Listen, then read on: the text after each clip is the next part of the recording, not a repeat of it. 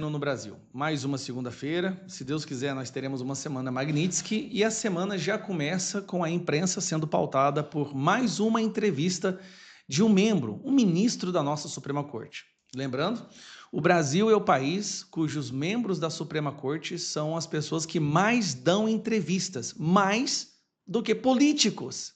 Curioso, né? Mas é uma corte completamente apartidária e não tem influência na política brasileira. Bom, a pessoa que decidiu dar uma entrevista dessa vez foi ele mesmo, o grande Alexandre de Moraes, o ministro mais rejeitado do Brasil.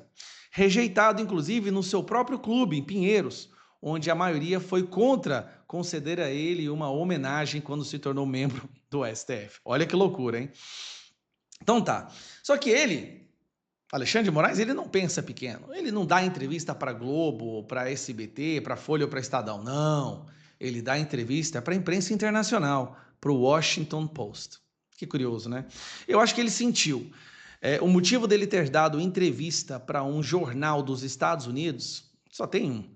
Ele está sentindo o peso da opinião internacional em cima das suas ações ditatoriais.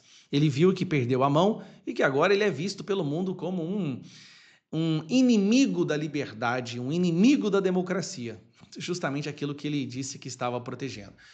E para variar, ele dobra a aposta. Bom, depois de todos os ministros vários terem dito que perderam o controle do Alexandre de Moraes, que o Alexandre de Moraes está descontrolado, muitos, inclusive, começaram até a chorar em seus gabinetes e mandar emissários aos Estados Unidos, tentando liberar a barra deles. Alexandre de Moraes faz questão de ir lá e dar uma entrevista para o Washington Post com um recado claro para todos os seus colegas do STF. Nós vamos todos cair juntos. Bom, trago aqui para você a entrevista. Cadê a porcaria da entrevista? Por que não está aparecendo aqui nessa porcaria, rapaz? Olha. Eu tenho que diminuir aqui. Em entrevista ao Washington Post, Moraes diz que não vai recuar nem 1 milímetro. Nem 1 milímetro ele não vai recuar. Mentira que ele já deu umas recuadas aí. Já fala em recuo possível, já liberou as redes sociais Rodrigo Constantino. Vamos com calma, né, Alexandre de Moraes? O ministro deu entrevista ao jornal norte-americano sobre as sanções impostas a ele pelo presidente dos Estados Unidos, Donald Trump. Vamos lá. O ministro Alexandre de Moraes, do Supremo Tribunal Federal, deu uma entrevista ao jornal norte-americano The Washington Post, divulgada nesta segunda-feira, e defendeu que não pretende recuar em suas decisões sobre o caso do ex-presidente Jair Bolsonaro. Na entrevista, o ministro afirmou: não existe a menor possibilidade de recuar nem 1 milímetro sequer, apesar das sanções impostas contra ele pelo presidente dos Estados Unidos, Donald Trump. Faremos o que é certo. Receberemos a acusação. Já começou mentindo, porque quem criou a acusação, quem fabricou tudo foi ele. Analisaremos as provas. Mentira, porque não tem prova nenhuma. A prova é a delação de um cara que foi ameaçado, coagido, intimidado, torturado. E quem deve ser condenado será condenado, e quem deve ser absolvido será absolvido. Mentira, porque já está todo mundo condenado. Isso aí o próprio Mauro Cid já disse em áudio, que eles já tinham a condenação própria para todo mundo, só precisava fazer o teatro. Pois bem. Tá, mas por que o Alexandre de Moraes está fazendo isso? Calma que eu vou explicar para vocês. Primeiro, Gilmar Mendes escolheu o Alexandre de Moraes por causa da vaidade dele. Alexandre de Moraes vive pela sua imagem, pela vaidade. Ele, obviamente, ele está transtornado, ele está irritado com o que está acontecendo. Afinal de contas, ele achou que sairia dessa como o grande guardião da democracia, que onde quer que ele andasse pelo mundo, ele seria ovacionado e carregado nos ombros do mundo inteiro. O tiro saiu pela culatra. Hoje ele não pode andar pelo Brasil, todo mundo sabe disso. Nem no Clube do Pinheiros o povo gosta dele. E quando vai para fora, está acontecendo as mesmas coisas, né? Na Europa já está tendo investigações, já tem a imprensa falando dele. Nos Estados Unidos, eu não preciso nem falar nada, ali é um lugar que ele não pode ir mesmo. Então Gilmar Mendes escolheu o Alexandre de Moraes pela vaidade. Porque sabia que era só falar assim, cara, vai lá, todo mundo vai te amar, você vai sair na imprensa, vai dar entrevista. Só que o tiro saiu pela culatra. Alexandre de Moraes não vai recuar porque a vaidade domina a lógica dele, e não um raciocínio ponderado, equilibrado, sensato. É a vaidade.